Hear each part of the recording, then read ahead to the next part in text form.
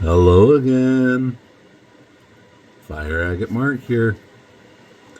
I'm gonna recut this piece. It's not quite as bright as I was hoping for, and sometimes it's okay to look back and think, you know what?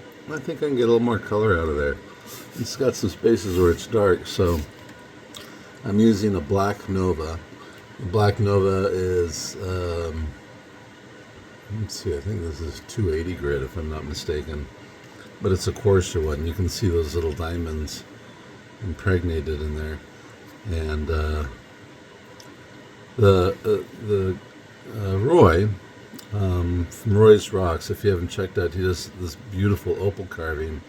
He's got a set of these that he's come up with, more affordable, that he's showcasing. I'm excited to give them a try and see how they work. I'm looking forward to it. So I'm just going to continue following these contours, trying to get rid of any spots where it goes dark, and then kind of get down in there. Let's see what we can do.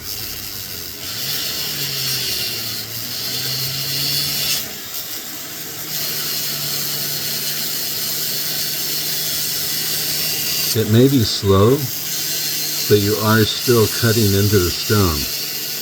Those diamonds that are embedded in that material, they're actually removing thin layers of the rock. So I want to remove the darker brown agate to get into that layer in between. The thing with these, you do have to keep them wet. Don't let them dry out. And I don't like to use just the tip of it, or just any one area. It's important to kind of use the whole thing so that it wears evenly.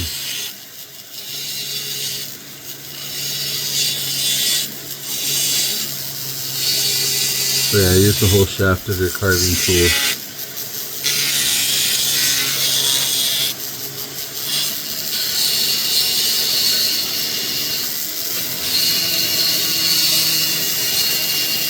There's been a lot of stones where I thought, oh, this one's done.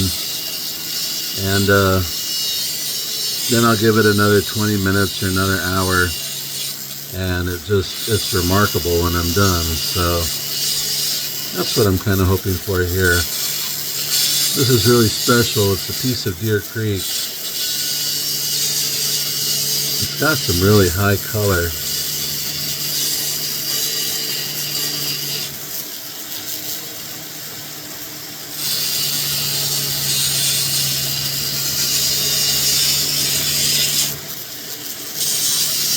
Oh, man. There are some really pretty colors trapped in there. So,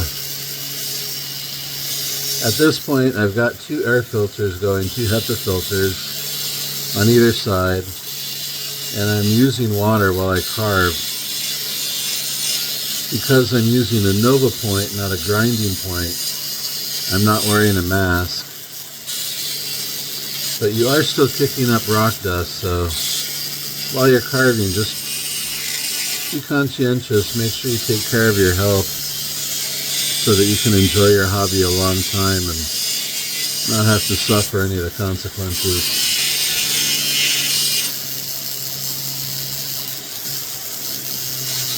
You'll notice I choke up on this thing.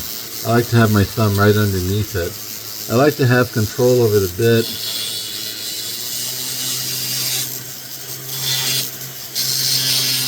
And know exactly what pressure I'm using. Excuse me.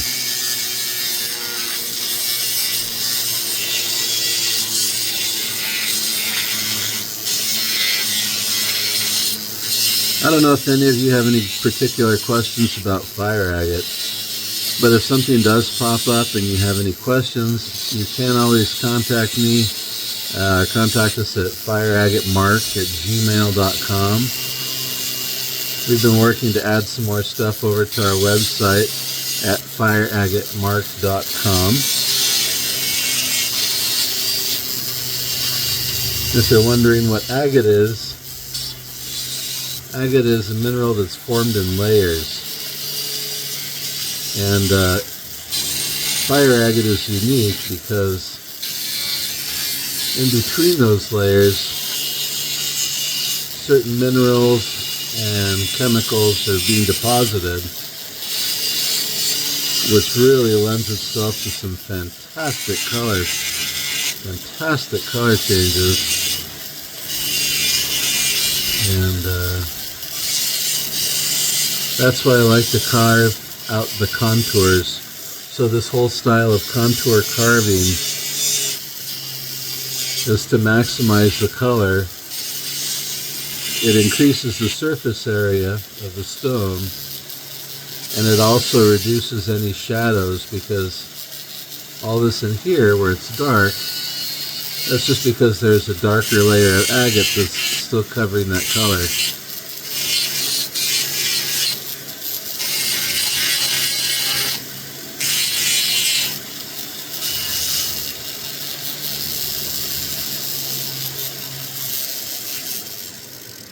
See how she's coming along. See, the color is already becoming a little bit more vibrant in the middle there.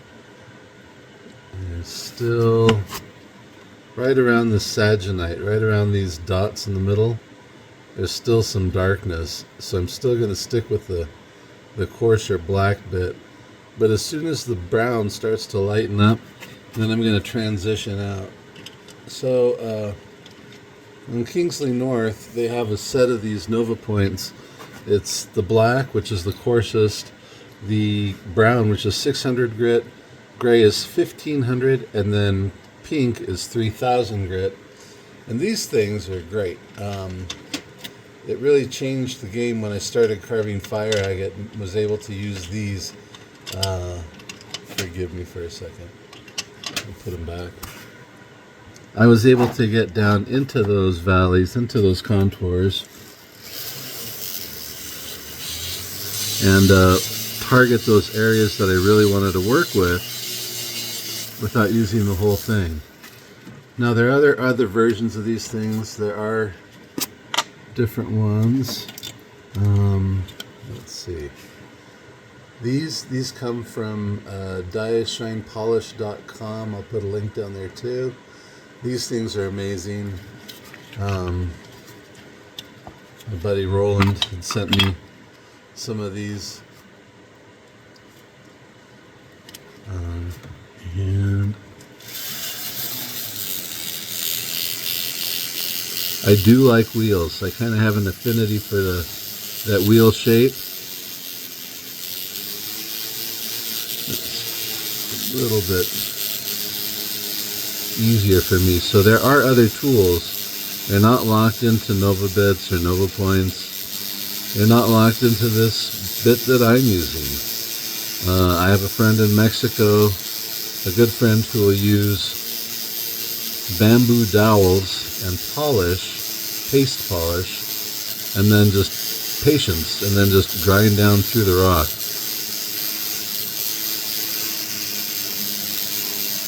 I don't quite have that kind of patience. I've challenged myself before to see if I could. That one's not really my style, so I like to speed it along a little bit.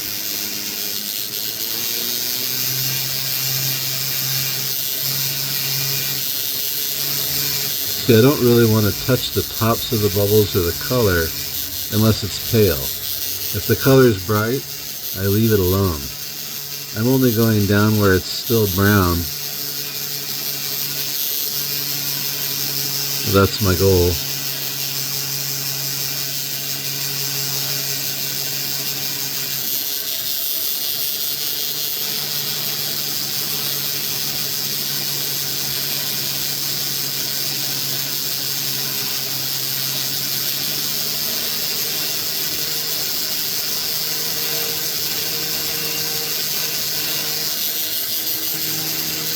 Considering how many times I've recut this stone, it's probably seen 80 hours of work, but I'm doing this at a leisurely pace, and it is my hobby. This is why I don't take on any additional projects because I have,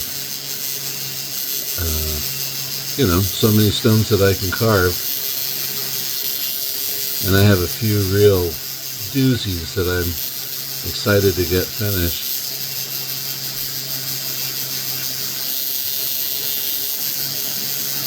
So right now I'm trying to make sure that the stone is centered and you can see what I'm doing. But I'm using double magnification and staring at the stone intently, which is what you should probably be doing if you were carving. It's very hard to take pictures while you're doing this, because then I'm focused on, I want to make sure it's a good picture, I want to make sure the lighting's right, I want to make sure you can see the color. But with some of my projects that are really fragile, labor-intensive, stuff like that, I can't be focused on the camera. So that one's a great one too, look at that. That purple is definitely becoming more vibrant. And that saginite is becoming more apparent right there in the middle. I'm going to go ahead and switch to a 600 grit. Nova Point.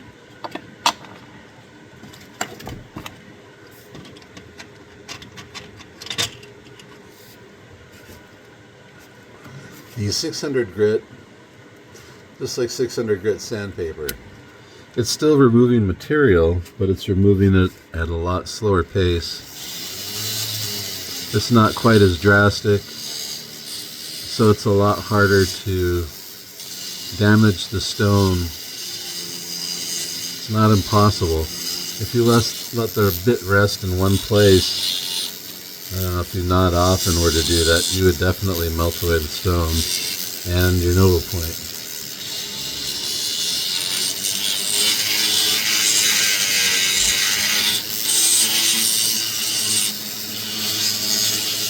But I love fire agate.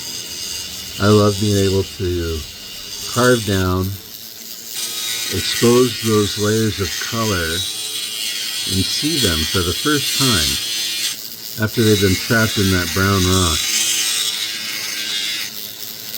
Oof. It is amazing.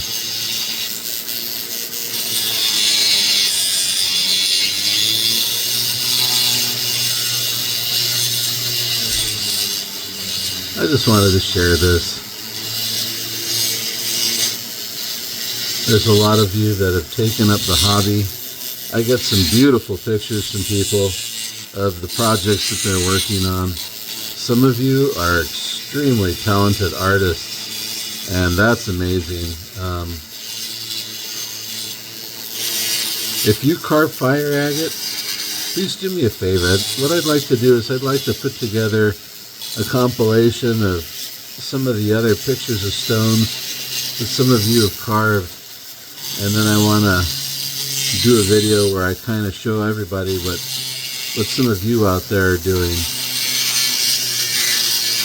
I know that some of you have jobs that are related, or where you're using this kind of equipment at your job.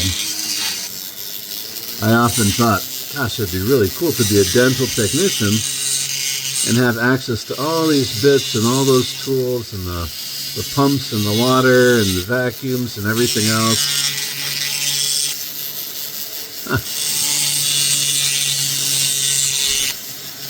So, if you could just send those over to fireagatemark@gmail.com, and I'm going to put together a little compilation of those. We would love to include your picture, your photo.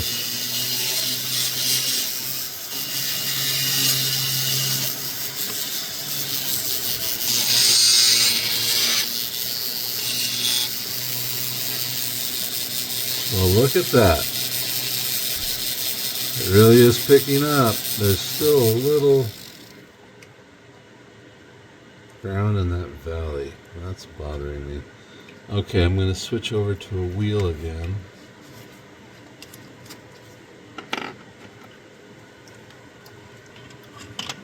In this instance, let's see, I'm going to use a kind of a worn and Nova Point, I'm sorry, diathin wheel. And generally, the diathins I don't like to use with moisture because it does wear them. Oh, how'd that happen?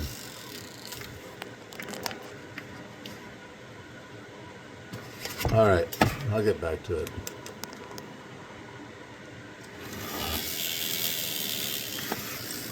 I am sorry about that.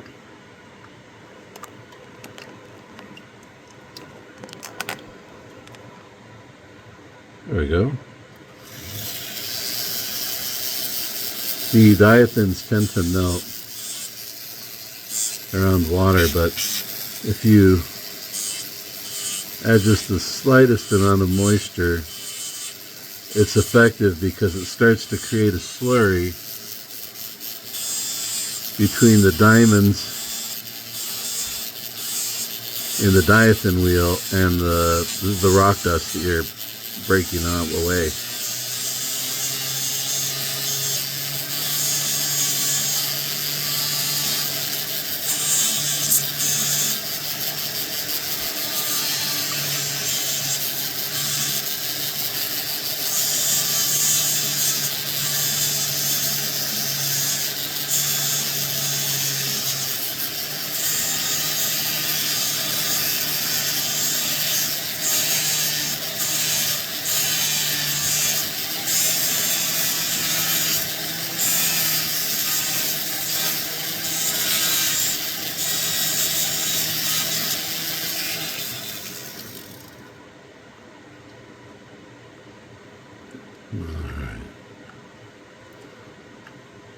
I don't want to go too hard or too deep with this thing because this is coarse and it's a fast cutter, so it does remove a lot of material rather rapidly.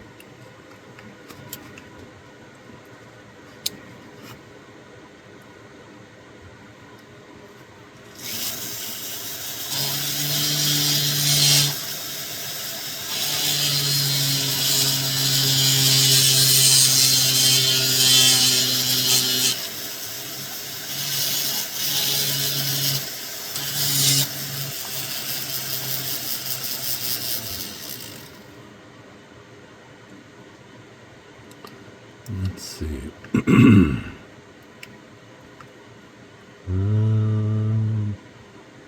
Yeah, this side right here. I have to remember, that's a good thing to be aware of, that even in your polishing stage, you're going to be removing material. So leave just a little bit of meat on there, basically, to work with. So as you're polishing down, you could always go a little bit further, but you can't replace something that was carved away.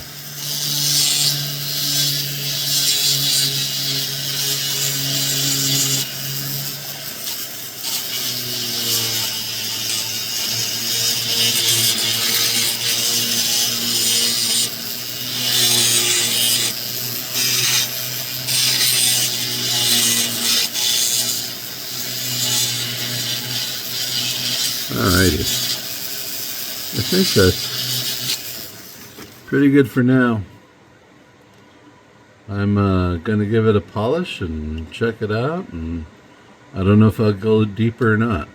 But I just wanted to let you know that even if you think it's finished, don't be afraid to push it a little bit further, because let's see what happens. I think I might be done for now, and then who knows, maybe tomorrow or a week from now or a month from now, I'll pick it up and go a little bit deeper. That's kind of the fun with fire agate. It's got so many layers that it can be carved more than once. It can be carved by multiple generations. It can be a generational stone. Anyway, thank you so much for watching.